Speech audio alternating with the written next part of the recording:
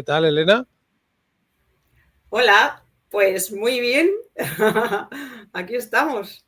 Primeras Bueno, veces. bienvenida al podcast de Asturias Power. Además, como decíamos ahora, como comentábamos antes de darle al play para emitir en directo, eh, eres la primera persona que participa en un directo en LinkedIn en el podcast, porque hasta ahora siempre los hacíamos, simplemente los grabábamos en formato audio. Y ahora, como ves, pues estamos en directo para todo aquel que nos quiera ver a través de LinkedIn, y que después, lógicamente, también nos llevaremos al formato tradicional del podcast para que se escuche en cualquier plataforma de podcasting. ¿Dónde estás, Elena? Oye, lo primero, gracias. Y lo segundo, un honor el poder estar en este primer directo de LinkedIn con Asturias Power. Y estoy en Madrid. Vivo aquí, en Madrid. De Madrid al ¿Cuántos, cielo. cuántos años llevas en Madrid? Pues voy a hacer ya desde el 2006, finales de 2006, pues calcúlale, pues un montón. Bueno, como otros muchos profesionales Sí. asturianos que habéis tenido que ir hacia... Bueno, yo también me pasó, pero lógicamente tuve un poco más de suerte y solamente estuve dos años allí. Pero bien, no hay queja, no hay queja, y lógicamente también es algo que se comenta mucho, el hecho de que lógicamente toda la gente que se ha formado en Asturias o que nos hemos formado en Asturias, pues lamentablemente no hay todas las empresas, toda la industria necesaria que pueda absorber toda esa gente que se forma además muy bien en la Universidad de Oviedo o en otras universidades, si es que deciden ir fuera, ¿no? Oye, ¿de dónde eres? Pues de Oviedo, soy de Oviedo, Oviedo capital. capital del Principado. Así es. Oye, ahí ahora siempre hacemos unas preguntas cortas a los invitados e invitadas para poner un poco en contexto a la persona, ¿no? Es decir, sitio preferido de Asturias, por ejemplo.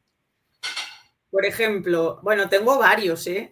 Tengo la casa de mis padres en Oviedo y luego una casita que tenemos en Cadavedo, que está muy guay, que se ve el mar y que mola mucho. Así que, oye, se me hace súper raro esto de estar al revés, que normalmente hago yo las preguntas, pero sí, sí.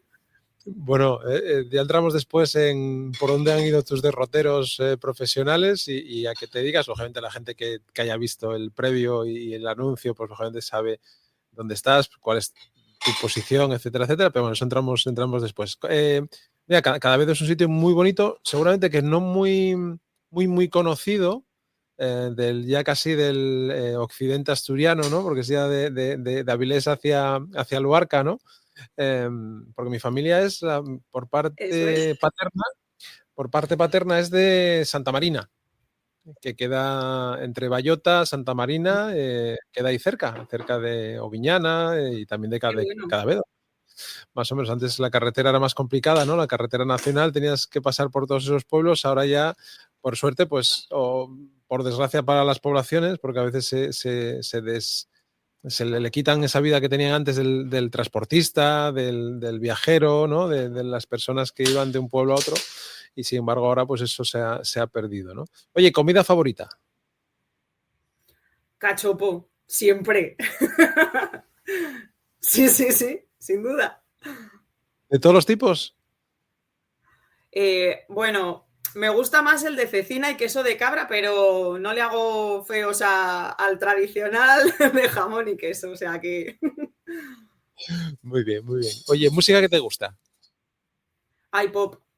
Pop de todos los estilos, pop de los 80, de los 90, de los 2000, de los de ahora, de los de pasado mañana, todos. Eh, o sea, y la música ahora, esta música que suena tanto ahora, que escucha, yo tengo una hija de 15 años que escucha a mi hija, que yo le digo, Marta, pero por favor, ¿cómo escuchas esta música? Descubre otro tipo de música, ¿no? Y ella me mira así como una cara de papá. Es lo que me gusta esto, ¿no? Pero hay veces que, madre, hay letras y letras, ¿eh? Sí, sí, hay algunas que son de sangrarte los oídos y romperte el alma, pero bueno, algo de reggaetón también escuchable, ¿eh? Así que sí, sí, mis hijas también se las saben todas, que yo no sé de dónde las escuchan en el cole, me dicen, pero o sea, es que se saben la letra de principio a fin, es increíble. Efectivamente. Oye, ¿qué te gustaría conocer que no conozcas? Hay muchísimos sitios en el mundo. Yo es que me encanta viajar y me queda tanto por hacer y por descubrir. Me encantaría ir a Japón, me encantaría ir a hacerme un tour, perderme por Estados Unidos. Sí que he estado, pero es tan grande y tan bonito. Sudamérica, que no conozco nada, y China, fíjate, que es así, no sé, me llama muchísimo la atención. Pues mira, no es por darte envidia, pero yo a principios de verano estuve en Japón. Estuve con la familia visitando, bueno, muchas zonas de Japón, un viaje de estos organizados que te llevan por todos los sitios. Lógicamente no es el tipo de viaje que más me hubiese gustado hacer a mí, porque yo soy más de aventura y de descubrir sitios y no ir con todo tan planificado. Pero bueno, no nos vamos a quejar tampoco, por esto. Así que, No, no, yo oye, para mí es un viaje frustrado porque íbamos a ir en el viaje de novios en 2011 y ocurrió lo de Fukushima. Entonces decidimos que igual no era el momento, el día de mañana igual teníamos hijos con 3 ojos, radioactivos, vete tú a saber. Y nos fuimos a Tailandia. Pero siempre tengo ahí la espinita de Japón, ¿eh?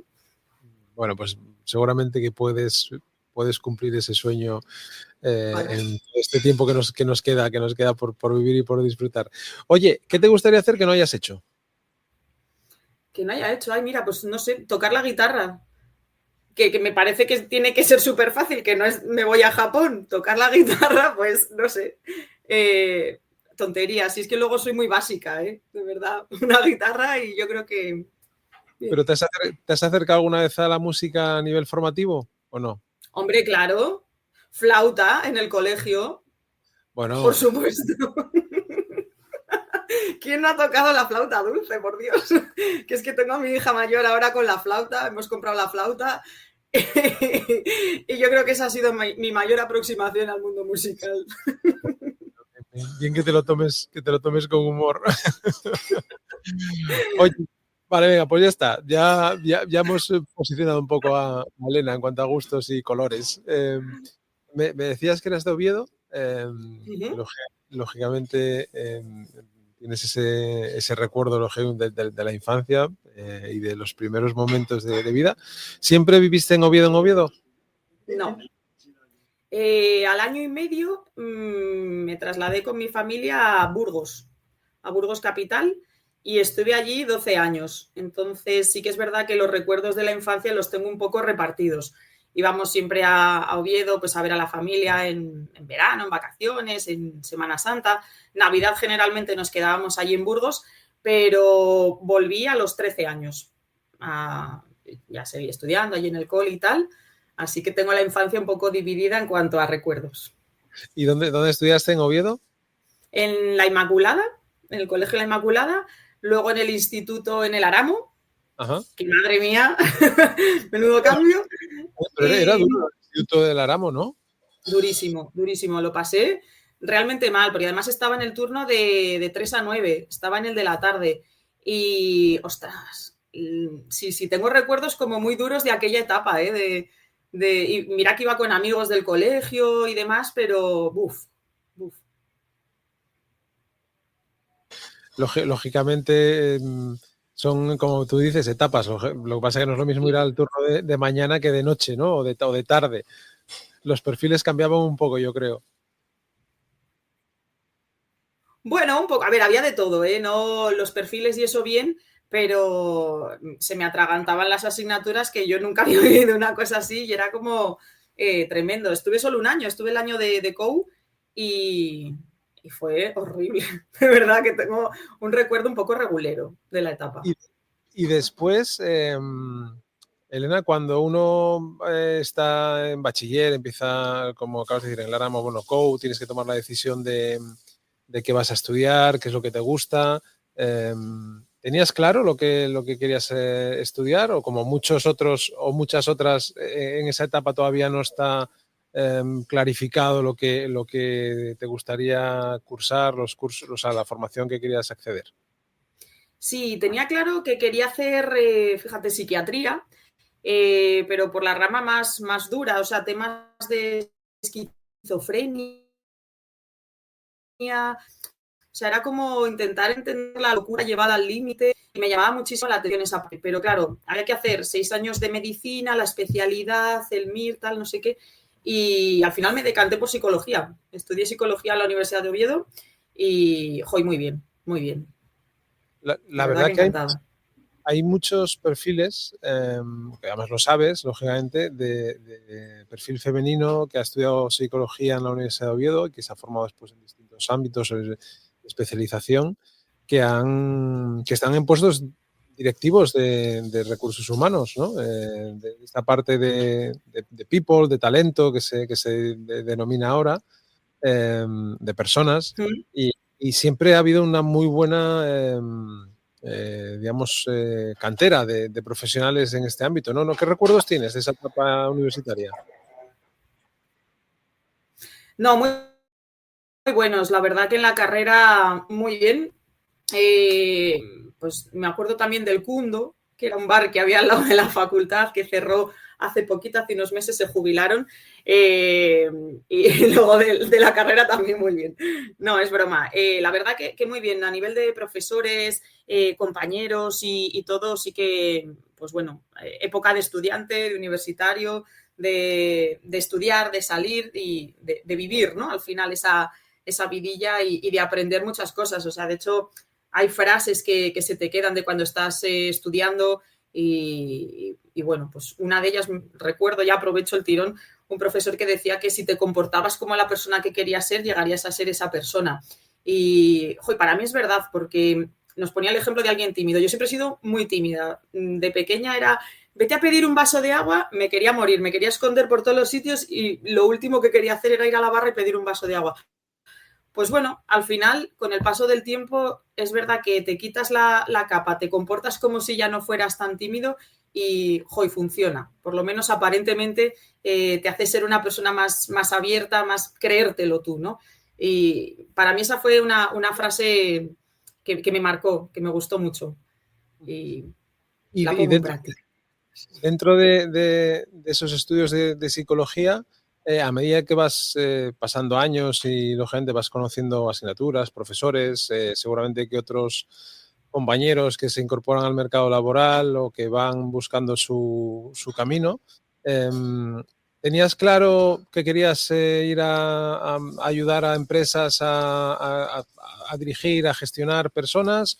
¿O eso fue apareciendo en el camino? ¿O cómo apareció, digamos, esa parte dentro de tu trayectoria? Ay, esta historia es muy bonita, siempre la cuento y no sé si mis cuñados me están escuchando, pero bueno, tienen ahí una implicación importante porque como buena psicóloga, todos empezamos, o la gran mayoría, por la parte clínica. Yo tenía muy claro que pues por ese interés previo en psiquiatría y demás, yo quería dedicarme a la parte clínica. De hecho, me presenté al PIR, que es el psicólogo interino residente, es como el MIR, pero para los psicólogos, con una amiga de la facultad, con la otra Elena. Y bueno, nada, suspendí porque fue como en plan voy a ver cómo es y ya está. Bueno, suspendí, si no sé qué nota saqué, pero quedé muy lejos. Y estuve trabajando en otras cosas que no tenían nada que ver con la psicología ni nada. Y de repente en una conversación con mis cuñados me dice mi cuñado, jolín, L, pues a ti la verdad es que te pega hacer entrevistas, te pega un montón hablar con la gente, hacer entrevistas, tal. Y me quedé así como, digo, ostras, pues igual, lo mismo sí. Y empecé a echar currículums y me llamaron de aquí, de Madrid, de una ETT. Mi primera jefa, amiga, todo, Nuria, para entrar en una ETT. Y así empecé mi carrera vinculada al mundo de los recursos humanos. Sí que es cierto que previamente, estando en Asturias, cuando acabé la carrera, también me llamó una empresa de aquí de Madrid para ver si quería dar formaciones en residencias de ancianos y tal. Y fíjate, de aquella voy a desbloquear recuerdos por si alguien está escuchando y se acuerda. presentaba hacía las presentaciones, pero eran en papel, en acetato. Ya las filminas, aquellas que daban la vuelta, que hacían un truco, que hacía mucho ruido, de esas no, esas eran del cole, pero presentaba en acetatos, que los tenía que llevar a imprimir. Bueno, era un trabajo de artesanía prácticamente. Y me acuerdo que fui a la facultad, le perdí a uno de los profesores si tenía algo de documentación. Claro, internet en aquella época, pues bueno, había internet obviamente, pero bueno, no tenías acceso a tanta información. Y me acuerdo de prepararme los temarios para esas formaciones prácticamente a mano. O sea, era un trabajo, ya te digo, artesanal. Y allí que me fui a unos cuantos centros de Asturias, centros geriátricos, a impartir formación a las personas que trabajaban allí de cuidados a los enfermos de Alzheimer y toda esta cosa. Entonces, ahí sí que estaba combinando un poco la parte de clínica, ¿vale? Con el Alzheimer, con la parte de empresa, de recursos humanos, de la parte de formación. Pero bueno, que fue gracias a mi cuñado que entré en el mundillo de las entrevistas y todas estas cosas. ¿Y cómo ha evolucionado todo este mundo desde que tú tuviste esa primera oportunidad hasta ahora que estás también en otra compañía desempeñando este tipo de funciones y la gente liderando equipos y gestionando proyectos internos? ¿Cómo has vivido esta evolución en los últimos años? Pues a ver, la verdad que era todo muy diferente. He pasado por varias empresas de muchos sectores, además, porque empecé con la ETT y luego me pasé al sector tecnológico en el que estuve un montón de años. Y bueno, pues en multinacionales también, en empresas más pequeñitas, en consultoría. Y me acuerdo en la época, en el 2007 aproximadamente, voy a desbloquear otro recuerdo, que fue una feria de empleo virtual que se llamaba Second Life, que era con avatares y la pera. Entonces tú tenías allí tu stand, hacías las entrevistas a los candidatos que iban entrando en salas. O sea, era como un mundo virtual incipiente con Second Life. Y, por supuesto, el tema de redes sociales fue un antes y un después, con la llegada de Facebook, la llegada de LinkedIn, que revolucionó todo. Y, bueno, para mí fue, nada, pues eso, un antes y un después. Luego, bueno, mi trayectoria continúa en el sector tecnológico, con proyectos, además, internos, ya no solo de selección, sino también de experiencia de empleado, formación, que siempre ha estado ahí. Y entro en un headhunter, que me encantaba también, porque es que era todo súper tecnológico. Entonces ahí trabajamos para un montón de clientes, un montón de sectores, con procesos realmente muy trabajados, ¿no? Grabábamos las entrevistas, les pasábamos un informe, unas preguntas, íbamos muy de la mano con los clientes, preguntándoles lo que ellos pues consideraban súper importante y demás, presentábamos un mapping, bueno, era increíble. Y la verdad que muy bien, en ese sentido muy guay. Tuve una crisis existencial cuando el COVID, más o menos, que decidí que lo mío ya no eran los recursos humanos y yo quería hacer homestaging. Homestaging, no sé si sabes lo que es, pero es poner los pisos un poco curiosos, un poco guapos, para que la gente pues te los compre o los alquile y demás, mezclando pues temas de decoración, un poco de marketing inmobiliario y pues que al final tú entres a ver ese piso y quieras quedarte, ¿no? Hice una formación, bueno, me estuve ahí formando, estuve practicando y tal, hasta que, nada, llegó mi director actual, me tiró de los pelos prácticamente, me ofreció el puesto que tengo ahora y bueno, pues nada, ese momento desapareció de mi vida, esa crisis existencial y vuelvo a ser yo ya otra vez con los recursos humanos. Así que ese ha sido muy breve mi historia dentro de este mundillo. Pero lógicamente, esto que acabas de explicar de manera muy rápida, tu periplo sobre todo por las empresas tecnológicas, que además has estado muchos años vinculado a empresas de tecnología o consultoría tecnológica, desde Capgemini, donde tenemos además otra asturiana, que es Arantxa Torres, que está liderando, bueno, la responsable de recursos humanos y la vicepresidenta aquí en España, y con la compra, fusión de Alten, creo que es, otra compañía tecnológica, ahora está en posición a nivel europeo también en este ámbito de personas, talento, ¿Y qué diferencia, o sea, cómo viviste también dentro de las empresas tecnológicas, que lógicamente me imagino que intentarán también aplicar parte de esa tecnología a herramientas de selección, de contratación? No sé si también con esos cambios, digamos, de tecnologías que hemos vivido en los últimos años y ahora con el boom de la inteligencia artificial, que ha venido un poco también de manera, bueno, no repentina, porque la inteligencia artificial lleva muchos años presente dentro del ámbito corporativo y sobre todo de determinadas empresas como la banca, las aseguradoras, las telco, todo este tipo de empresas que ya utilizaban modelos, ¿no?, de predicción o de distinto tipo para sus propios productos barra servicios, pero sin embargo, en el ámbito de los recursos humanos, no sé tú cómo has vivido también esta llegada de estas herramientas a la hora de ayudarte o no, o si has tenido experiencia en este ámbito, en la utilización de este tipo de soluciones para ti, ¿no? Tanto a nivel personal, en el hecho de que puedas buscar referencias sobre algo, pero también a nivel corporativo, si lo has vivido en los últimos años también. Sí, sí, sí, sí, sí, totalmente. De hecho, como te decía, en el Headhunter teníamos una plataforma que era totalmente tecnológica en cuanto a la búsqueda de perfiles IT, ¿vale? Técnicos, pero también a la hora de presentar perfiles más tradicionales, porque iba todo a través de una plataforma digital. Era una empresa, bueno, que sigue siendo, totalmente digitalizada, eran revolucionarios en el sentido de que en los años 2000 ya iban presentando las candidaturas, los currículums en formato digital. Que de aquella era impensable, o sea, se conectaban también con los clientes con el módem, ¿os acordáis del módem también? Aquel ruido que hacía espantoso. Y para mí siempre ha estado como muy vinculado esa parte tecnológica a los procesos de selección, ¿no? Ya en la manera de presentarlos y demás. Luego, claro, temas más modernos como la IA, los chatbots, también los he utilizado, no quizá para todos los públicos, porque creo que también hay que segmentar un poco a quién le diriges el mensaje y cómo lo haces, pero sí que es cierto que para perfiles más junior, el hecho de que te pueda hacer la entrevista o un primer filtro, un chatbot, es un efecto wow que gusta mucho, ¿no?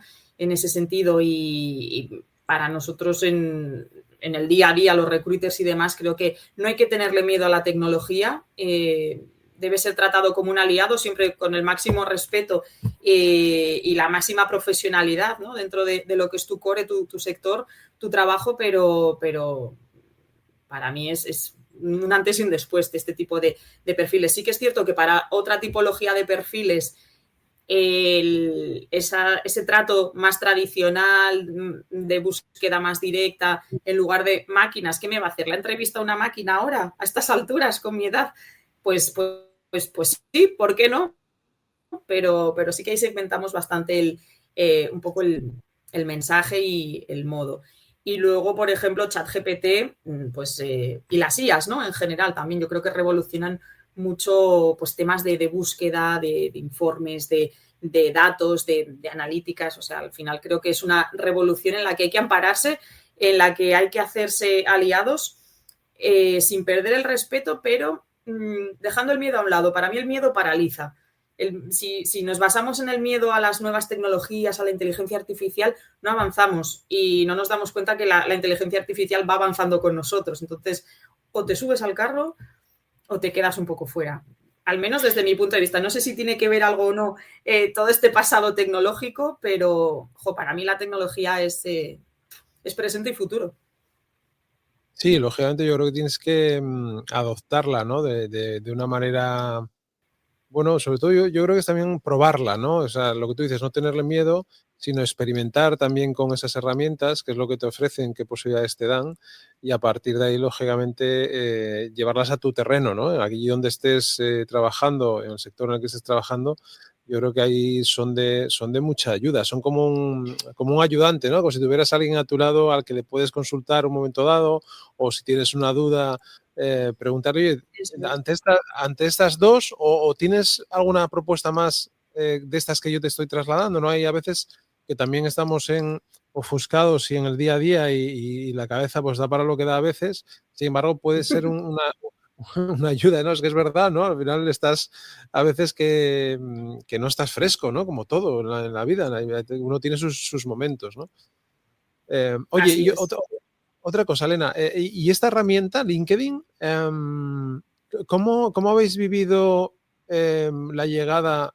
Gente ya tiene años, ¿no? No es una herramienta que ha llegado ahora, pero yo creo que sí es verdad que al principio se le daba un uso. Ahora LinkedIn ya tiene la propia plataforma desde hace unos años de recruitment, ¿no? Donde puedes tener tu cuenta y puedes hacer esos filtros de los perfiles, buscar, hacer búsquedas avanzadas, etcétera, etcétera.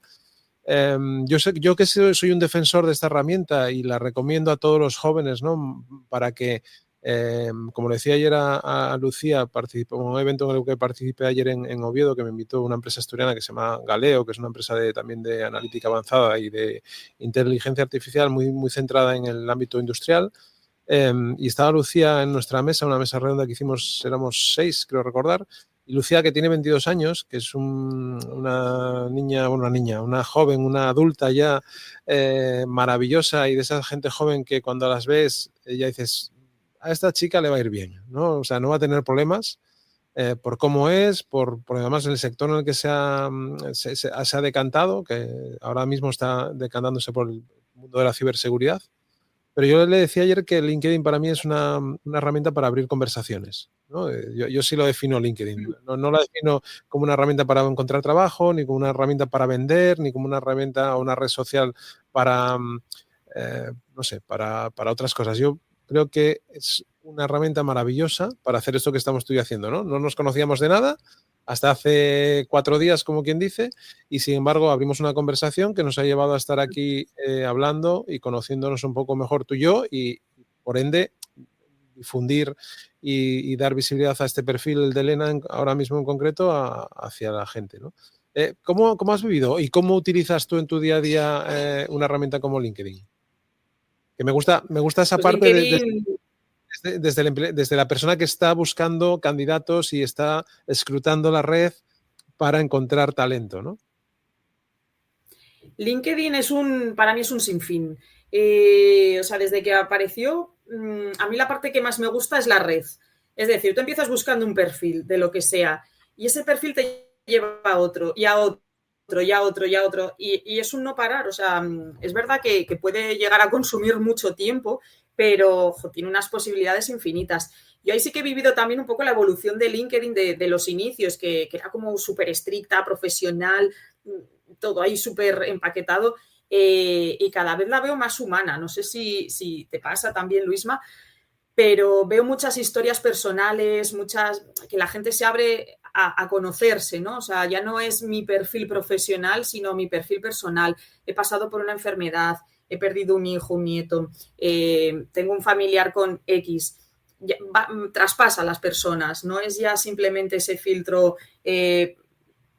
profesional y no te dejo ver más allá, sino que te permite, te da esa opción también de humanizar los perfiles, ¿no? En ese sentido. Tiene la parte también de formación, que tiene un montón de cursos, de e-learning y demás, de cualquier contenido, de cualquier rama, ya sea comercial, ya sea recursos humanos, de tecnología, que para mí es súper interesante. Y ya te digo que el plus es busco un luego es que encuentro otro y luego te salen sugerencias, gente que quizás pudieras conocer. Ay, pues voy a pinchar porque está en esta empresa que me interesa.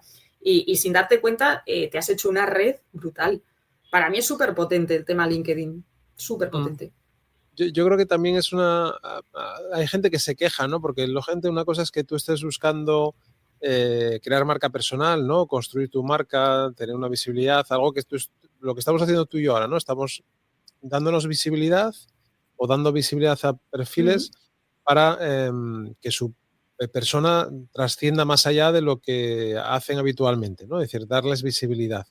La gente se queja de que si el algoritmo, que si ahora no da tanta visibilidad o que si la red no llega tanto los mensajes. Claro, yo creo que cuando te estás pensando en eso, al final te estás como autolimitando, ¿no? Porque yo creo que independientemente del algoritmo que tenga esta red, también tienes la posibilidad de contactar directamente con las personas. Es decir, una cosa es que yo publique Claro. algo y que lo vea X personas o cuántas X, pero yo puedo contactar con Elena por privado, que no nos conocemos de nada, te mando un mensaje: oye, Elena, me gustaría conocerte para invitarte a participar en el podcast de Asturias Power, ¿no? Por ejemplo.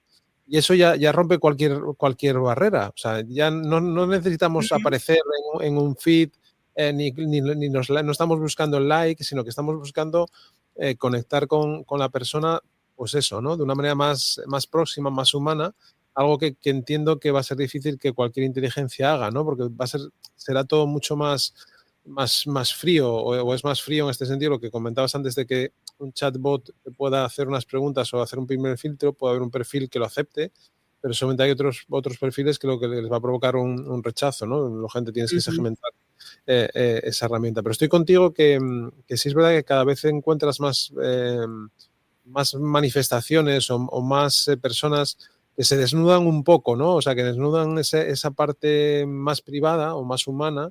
Hay gente que le sale, ¿no? Hay gente que lo... Y hay otra gente que lo, como digo yo, que lo simula un poco, ¿no? Que es como un poco más impostado a veces. Te das cuenta de que lo que transmite igual no es tan real, ¿no? O en ese sentido. Yo creo que eso va también con las personas y con la manera en que tú quieras manifestarte. Y otra cosa que creo que es interesante es que tú puedas también filtrar las personas con las que tú quieres interactuar. Es decir, tu feed, que eso a veces la gente no es consciente de ello, que tú cuando alguien te recomienda algo, cuando te aparece algo en tu muro, ¿no? En tu feed, cuando estás en LinkedIn, arriba creo que es a la derecha de las publicaciones, tú puedes decir que esa publicación no te interesa o que ese autora no te interesa tampoco, que no te aporta nada, con lo cual tú también estás o tienes la posibilidad que te da LinkedIn de filtrar un poco todos esos mensajes, ¿no? Pero yo creo que, como tú dices, cada vez es esa parte más humana. ¿Y tú cómo la utilizas, LinkedIn? Pues mira, en línea con lo que decías, es verdad que hay haters en todos los sitios y en todas las redes y en la vida real, o sea, pues bueno, convivamos todos juntos, no pasa nada. Yo desde mi punto de vista, claro, desde el mío, ojo, que yo no me dedico tampoco a imagen de marca ni nada de esto, el algoritmo, pues bueno, está ahí, es algo que no me preocupa en absoluto. Hay gente que sí, que vive más del algoritmo y que le puede provocar esa sensación de, es que el algoritmo, yo, bueno, pues ahí está.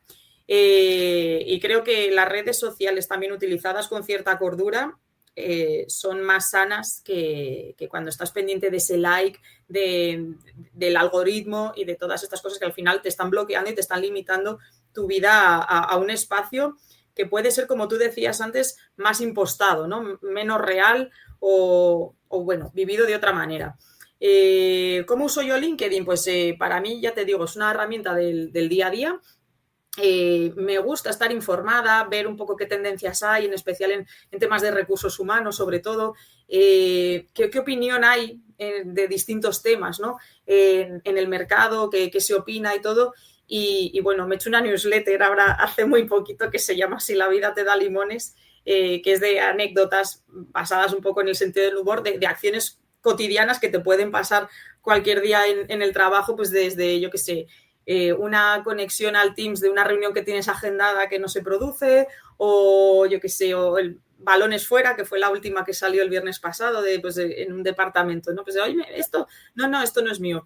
Entonces, bueno, cosas que le pueden pasar a cualquiera y que la fuente de inspiración ahí pues son amigos, compañeros, la inteligencia artificial muchas veces que te puede ayudar con momentos inspiracionales y bueno, eso es un poco mi día a día, pero principalmente como fuente de reclutamiento, de selección, de búsqueda de candidatos, contactar con candidatos y bueno, al final también me pone en contacto, te voy a decir, con muchas empresas, pero al final también está ese punto, ¿no? Del contacto, hola, te quiero vender.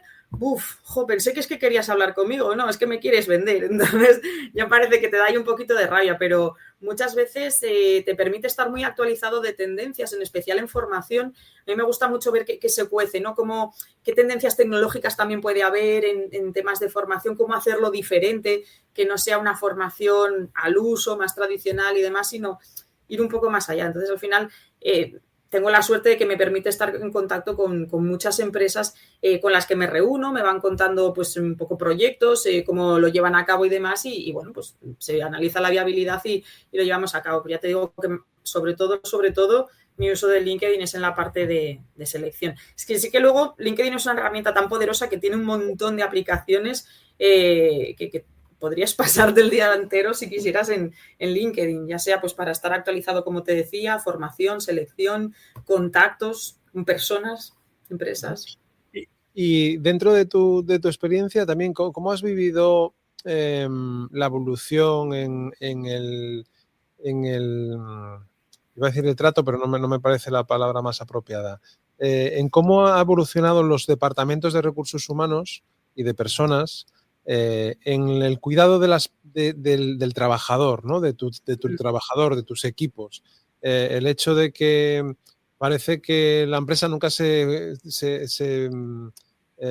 preocupa por sus trabajadores, ¿no? Es decir, que el empresario lo único que quiere es ganar dinero y lo demás le importa tres cominos y lo que quiere es explotar ahí, venga, látigo, látigo, látigo para que seas productivo y la empresa gana más dinero, ¿no? La gente, para nada estoy de acuerdo con esto, y yo creo que de todo hay o de todo habrá, pero yo creo que cada vez más las empresas han tomado conciencia y se han tomado muy en serio esto.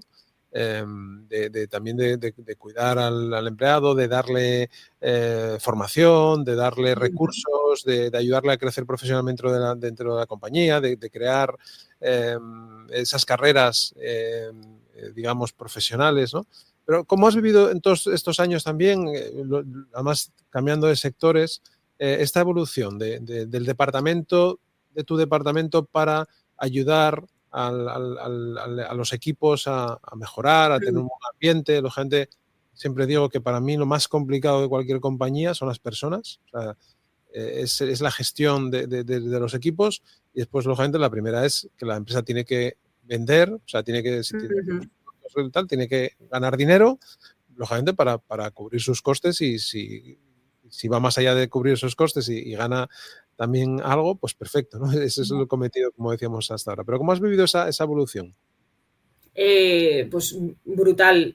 Yo creo que la evolución, además, han pasado cosas que tenían que pasar, ¿no? El hecho de que tú mismo lo comentabas al inicio, el departamento de personas, de people, que se llama ahora, y es que es verdad, o sea, te acerca realmente a las personas, ya no es el departamento de personal, el contrato, la nómina, etcétera, sino que ahora ya hay una vinculación muchísimo más estrecha, sobre todo a la hora de detectar necesidades. Yo recuerdo hace un montón de años, que diría pues sobre el 11-12, de realizar proyectos directamente con las personas y sentarme y, oye, ¿qué necesidades tienes? ¿Qué te preocupa? ¿En qué podemos ayudarte?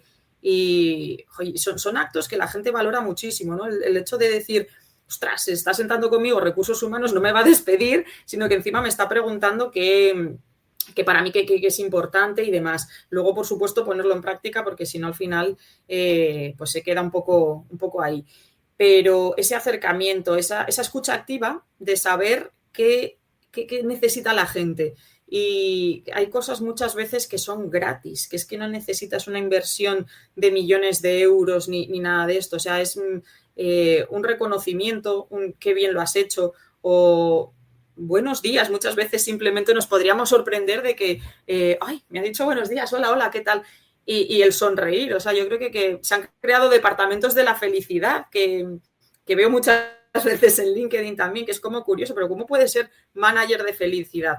Pues bueno, sencillamente al final pasas muchísimas horas en tu puesto de trabajo y pues si encima lo haces a gusto, estás contento y tienes ese acercamiento, pues qué mejor, ¿no? Que todo eso. Luego, aparte, han pasado muchas cosas también en esa evolución que comentábamos, el tema de la mujer en según qué sectores. Yo fíjate que estoy también ahora mismo pues en un sector en el que la presencia de la mujer es pequeñita. Vengo de uno en el que todavía era menos, en el sector tecnológico, y pues todo este empoderamiento, estas actividades, sin caer en cosas raras, ni feminismos extremos, ni... No, cada uno en su sitio y hay sitio para todos. O sea, al final el talento no entiende de género, me da igual que seas un hombre, que seas una mujer, aquí sitio y trabajo para todo el mundo, ¿no? Entonces creo que ese tipo de cosas culturales que muchas veces no aparecen ni en un puesto de trabajo ni en una oferta de empleo, pero que se respiran, que calan, tú te incorporas en una empresa y ves el rollo que hay. Eso es la cultura. Al final, el decir, pues este es mi sitio o no lo es. Creo que se ha trabajado mucho precisamente en esa evolución, ¿no? En humanizar a las empresas sin perder, por supuesto, el propósito de para qué estamos aquí, ¿no? Esta empresa está para ganar dinero y estamos para ganar todos. Creo que el tener un propósito claro de hacia dónde vamos es fundamental. Esa parte también de comunicación con los empleados y de estar cerca de ellos. Lógicamente, otro cambio también que ha habido en los últimos años ha sido el COVID, ¿no? El hecho de haber pasado una pandemia y todo lo que supuso de que la gente tuviera que quedarse en casa. Había sectores que eran estratégicos, por ejemplo, el de la distribución, el de la logística, ¿no? Como en el que estás ahora, que no se podía, digamos, parar del todo porque hay compañías, empresas que necesitaban materia prima, que necesitaban componentes X y lógicamente era necesario que se ejerciera ese trabajo, ¿no? Pero también es verdad que también las empresas, aunque ahora parece que están volviendo un poco a querer que todos los trabajadores estén físicamente, en las empresas tecnológicas yo creo que hay es un caso, digamos, extremo porque lógicamente ya las empresas estaban preparadas para que la gente teletrabajara, ¿no? Ya tenían herramientas, los que trabajamos en ese mundo ya estábamos familiarizados con las reuniones en remoto, con tener equipos distribuidos en distintos sitios, incluso en distintos países, ¿no? Que después trabajaban juntos en proyectos conjuntos. Pero lógicamente yo creo que a nivel de recursos humanos también se vivió un cambio, ¿no? En esa época. No sé cómo lo viviste tú. Pues, a ver, yo tengo un no mal recuerdo de la pandemia porque yo estaba en el Headhunter, es verdad que estaba asignado en un proyecto presencial en el sector seguros, en el que no, claro, era muy presencialista y muy tradicional. Entonces llegó el COVID y hay que darle ordenador y portátiles a todo el mundo. Entonces, enseguida el equipo de infraestructuras, el equipo de tecnología empezó a prepararse para dotar de portátiles a todo el mundo. Y yo me acuerdo que además fuimos a pasar la pandemia en Asturias con la familia. Estaban todos, que os cierran Madrid, tenéis que venir. Y justo antes de que nos confinaran a todos, pues nada, en casa de papá y mamá, con las niñas y todo, con mi marido. Bueno, entonces yo no lo viví tan mal porque ya venía acostumbradísima a teletrabajar en este Headhunter que te comento. Entonces, para mí fue una transición, no supuso más. Es cierto que el tema de los onboardings en este cliente hubo que tratarlos de otra manera, porque claro, tú estás acostumbrada a que te llegara la nueva compañera, le dabas tu portátil, el pack de bienvenida, le explicabas, claro, ahora te lo mando todo a casa y conéctate al Teams o al Meet o en estas plataformas de conexión, ¿no? Entonces, ahí sí que hubo un cambio de paradigma a la hora de ese trabajo y esa gestión en remoto.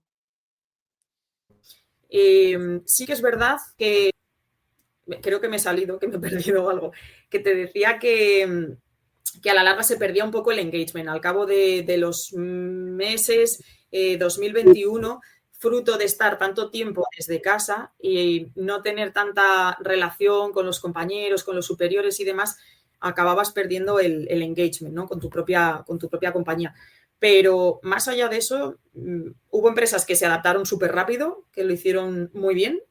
Pues, oye, ha venido esto, pues hay que dotar de tecnología a los equipos. Obviamente, había sectores esenciales, ¿no? Como comentabas, el tema del transporte, que al final pues había gente que tenía que estar en el puesto de trabajo, que no podía teletrabajar, no concibo a lo mejor un transportista o un médico, incluso teletrabajando desde casa, ¿no? Pues voy a operar, soy cirujano y tengo que teleoperar. Pues desafortunadamente todavía no existe. Seguramente de aquí a unos años se podrá conseguir, pero claro, no tuvimos apenas margen de reacción para poder tener todos portátil, teletrabajar y demás. Y los afortunados que sí que lo tuvimos, y me incluyo, pues bueno, ya te digo, yo en mi caso particular fue una transición porque ya venía de un montón de años atrás teletrabajando. Entonces... Oye, ¿qué le dirías a mí siempre me gusta llevar la parte a los tiempos jóvenes, ¿no? Es decir, cuando tenías esos, no te digo 18, 19, pero sí igual cuando estás estudiando la carrera o estás ahí en una situación en la que tienes que buscarte tu primera experiencia laboral, como responsable de estas áreas en todas las que has trabajado.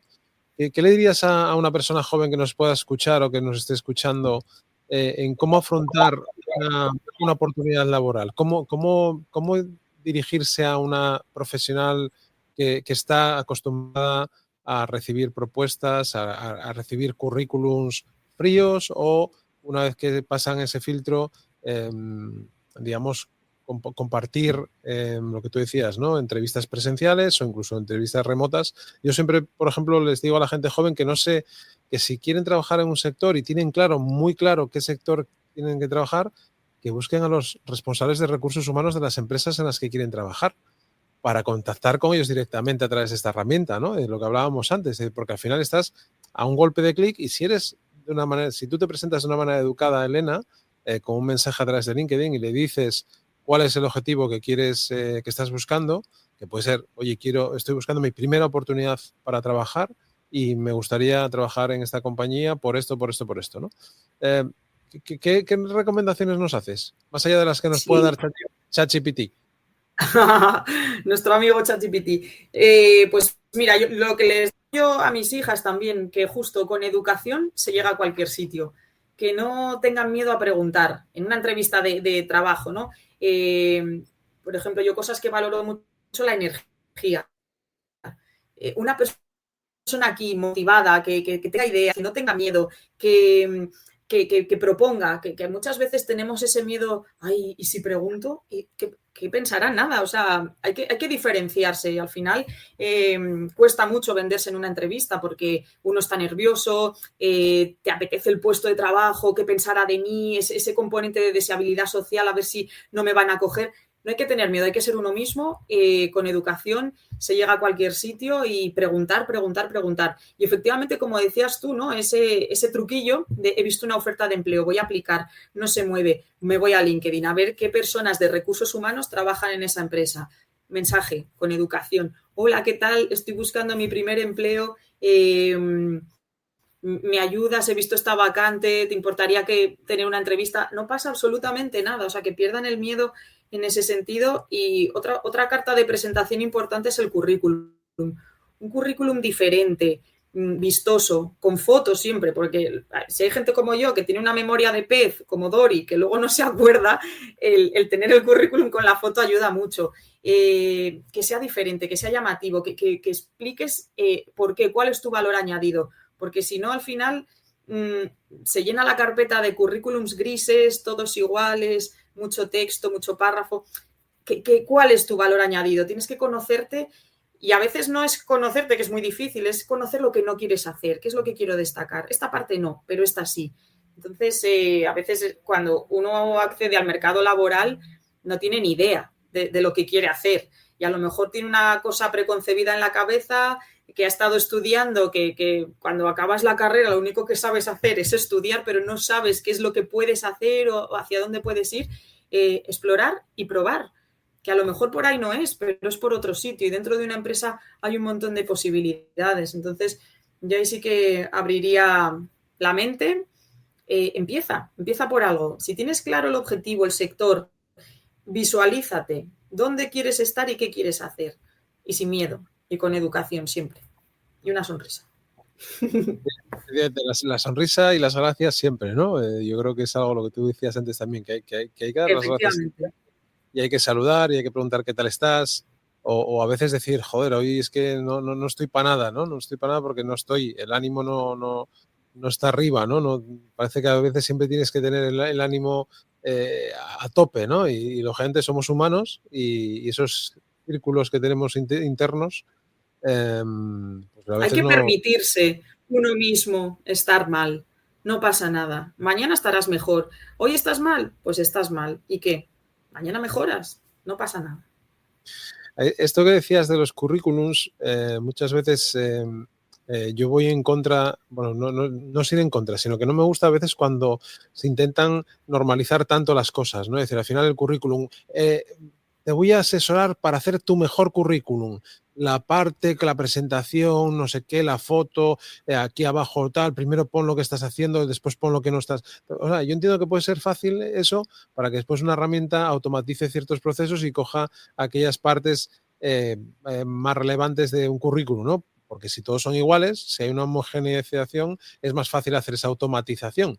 Pero lo que tú acabas de decir, yo siempre le decía a la gente, yo que vengo de la parte de diseño, de comunicación, yo siempre le decía a la gente que no hiciera los currículos como todo el mundo, que si tú estás buscando un puesto creativo que tiene que ver con la creatividad, con la comunicación, al final lo que tienes que hacer es hacer lo que no hacen los demás. Lógicamente dentro de un contexto y llamando la atención para saltar por encima de 100 currículums que igual tienes igual que los tuyos, ¿no? Si tú haces algo diferente, pues eso ya te pone la carpeta, en vez de estar al final, pues ya te pone por arriba y te da pie a que Elena se haya dado cuenta de, ostras, este chico, esta chica, mira, por lo menos se ha tomado el detalle de evaluar a quién está mandando el currículum, porque esa es otra cosa. Los currículums a veces los mandamos como churros, ¿no? Y da lo mismo que sean para Elena, que para Juan, que para Andrés o para Sofía, en función del sector en el que vas o los distintos, incluso, no sé, alguien que haya estudiado Derecho y que quiere empezar su experiencia en un despacho, pues lógicamente hay despachos y despachos, no es lo mismo un despacho especializado en que especializado en otra cosa, con lo cual cuando tú te comunicas con esas personas, lógicamente deberías de tenerlo en cuenta y muchas veces yo creo que quizás un fallo es ese, ¿no? Pero estoy contigo en que no puedes normalizar un currículum, no deberías de normalizarlo, porque yo creo que ahí es la manera de diferenciarte un poco, ¿no? Oye, Elena, Efectivamente. Ay, sí, sí, perdona que te corte, Luisma. Toda la razón, completamente de acuerdo, pero además ninguno de nosotros somos iguales. ¿Por qué tenemos que hacer los currículums todos iguales?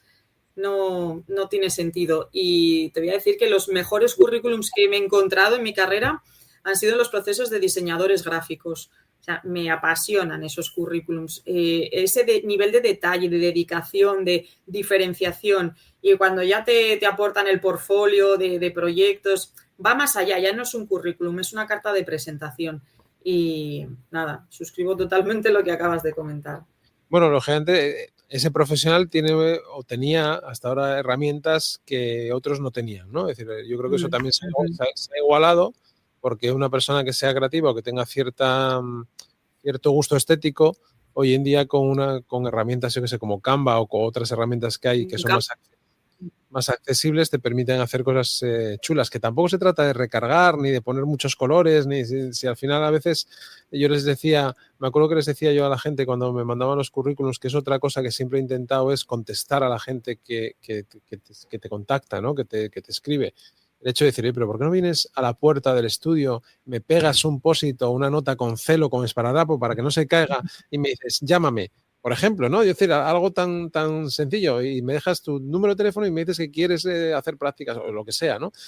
Cosas así un poco más guerrilleras, como digo yo, que al final lo que hacen es que dicen, bueno, pues esta persona ya se ha buscado las habichuelas. Mira, tengo una anécdota yo con eso. Cuando estaba en Capgemini, me acuerdo que teníamos que buscar para el helpdesk personas que hablaran turco. O sea, era misión imposible buscar perfiles con turco, con inglés, con español.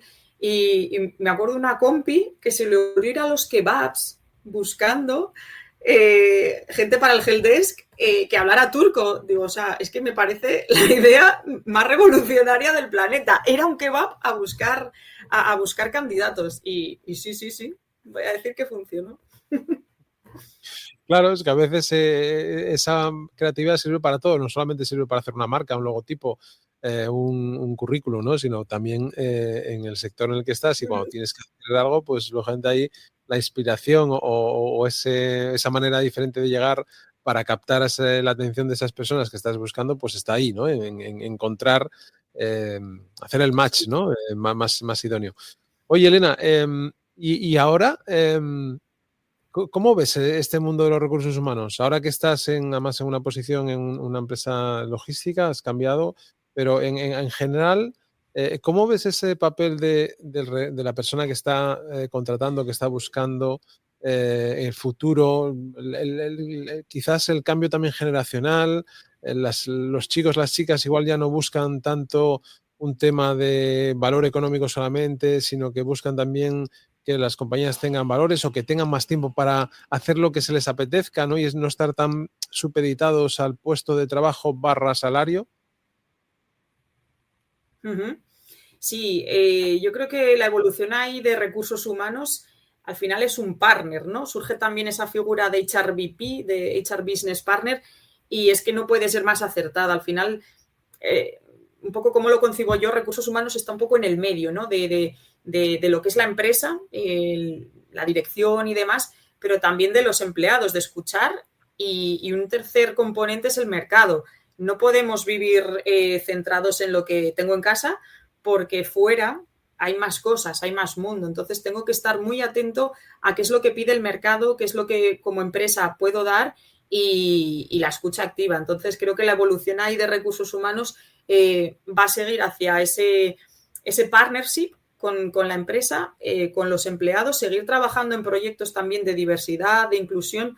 O sea, al final abrir el espectro. Siempre nos quejamos, es que no hay talento, es que no hay talento. Sí que hay talento, claro que lo hay, pero hay que abrir un poco la mente y decir, oye, pues mujeres en un sector que no hay mujeres, discapacidad, hay un miedo horrible a contratar con discapacidad, pues no, trabajemos esta parte, hay muchas discapacidades, disfunciones que no se ven, que son invisibles y que convierten a las personas en lo más talentoso que puede haber.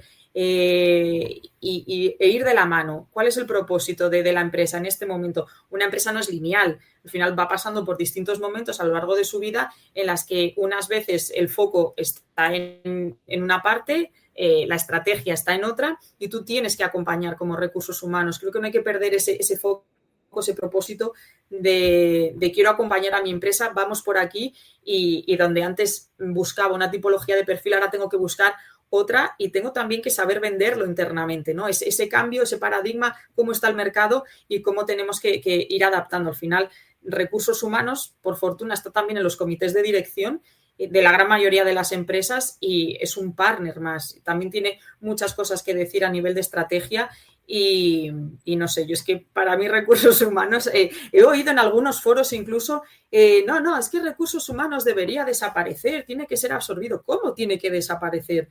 Somos todos personas. ¿Cómo puede desaparecer un departamento de personas? Ya no hablo de recursos ni humanos ni materiales, de personas. No puede desaparecer nunca. O sea, es un básico. Pueden llegar tecnologías, máquinas que lo hagan todo, pero va a haber personas detrás. Entonces, salvo que lleguen las empresas que sean únicamente tecnológicas de IA, robóticas, que no haya nadie detrás, que sea un CEO virtual, por ejemplo, a la fecha creo que las empresas las forman personas y el departamento de personas no puede desaparecer, es un partner. Bueno, yo ya te lo he comentado Ahí te antes. dejo el titular, ¿eh?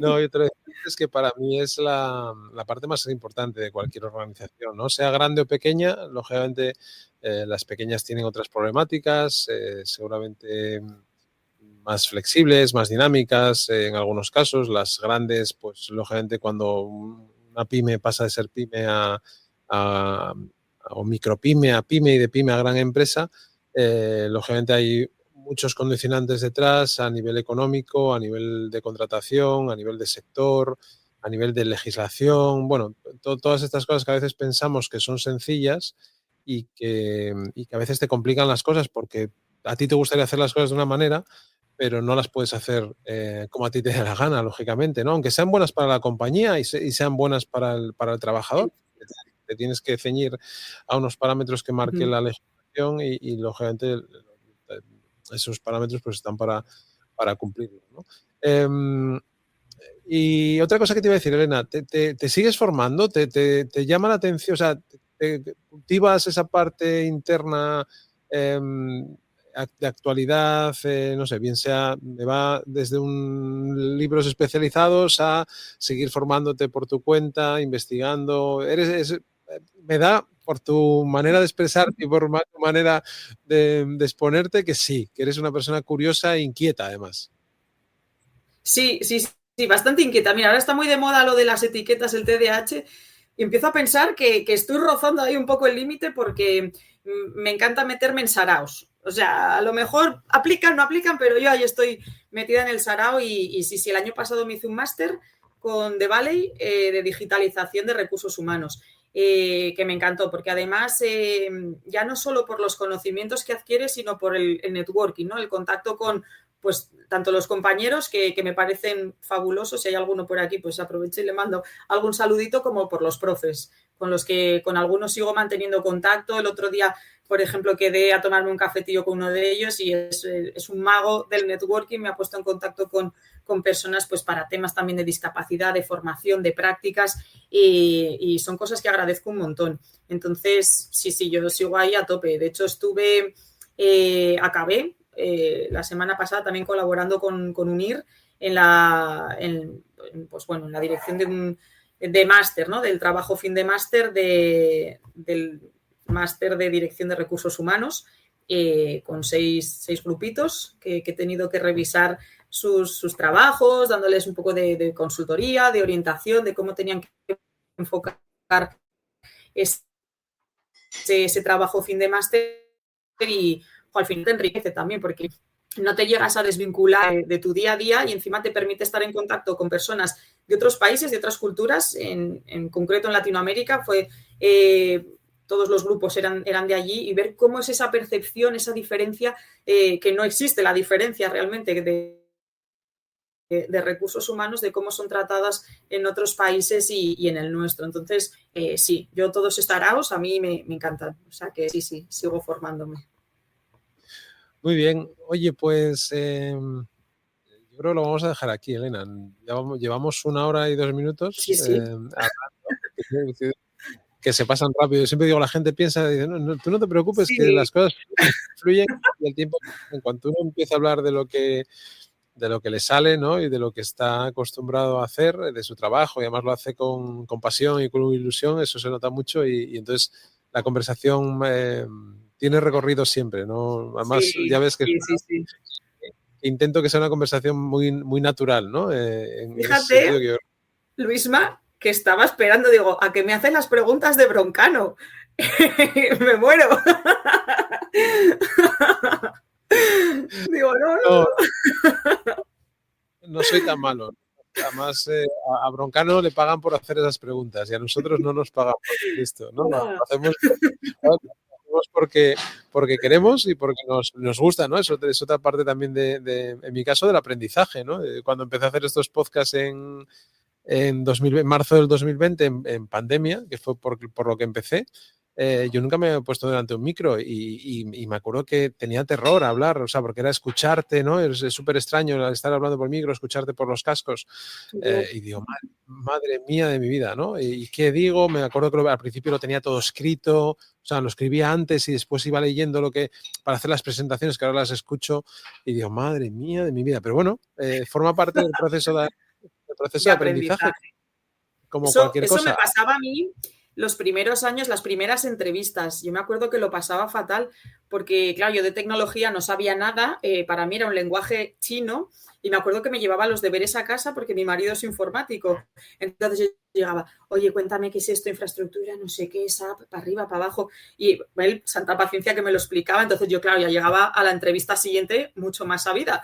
Pero claro, me empezaban ya con temas técnicos, ya la hemos liado. Yo una cara de póker que encima tenía que luchar contra mis subtítulos, que muchas veces no domino mi cara y era como, no sé de qué me está hablando este señor o esta señora, ¿no? Entonces, esos inicios te entiendo perfectísimamente de estructurar el currículum, casi me lo empollaba.